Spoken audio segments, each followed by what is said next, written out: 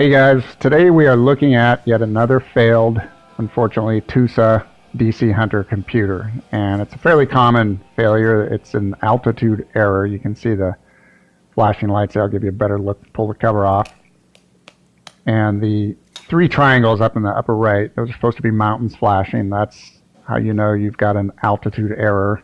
And unfortunately, there's no fix for it. TUSA's aware of it. This computer is old enough that there's not much you can do. Again, this is a DC Hunter, otherwise known as an I.Q.700. It's a good Nitrox capable computer. It's very intuitive.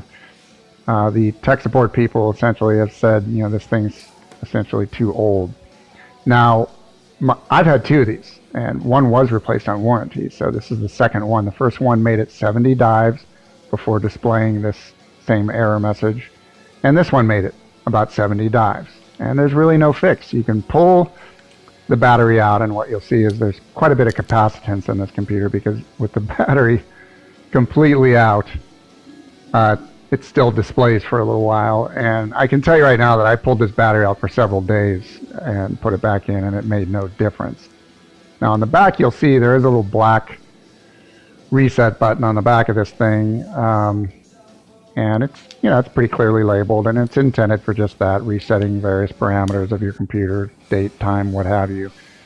But unfortunately, it has no effect on the altitude error. And of course, I've read others who have had this same issue, and there's really not much you can do. I even tried a fresh battery, and I can show you what that looks like. So, you know, with a fresh battery in,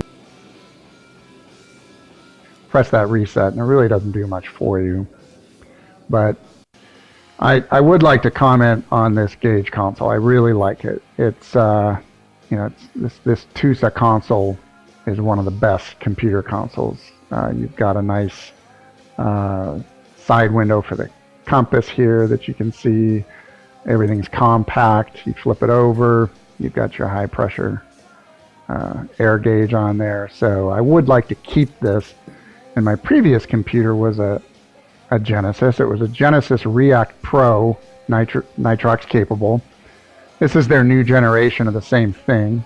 As you can see, it's already got a face protector on there, and it's unfortunately a different diameter. So these things are not fully standardized, but I'd like to use it with this gauge console, but it kind of falls right out of there. So what I did was I took a strip of neoprene from an old cold weather 7mm glove that I had, and it just snugs in there perfectly. And what also works well is the I guess you call it faceplate, or the gauge protector here from the TUSA. It's got interlocking feet. It actually snaps right into place in this gauge console and fits right over top the Genesis, while still allowing good access to the two control buttons on the Genesis. So it's an excellent fix. I get to keep the same gauge console, which I like, and a little bit of glare here, but you know, once it's underwater, it's very visible.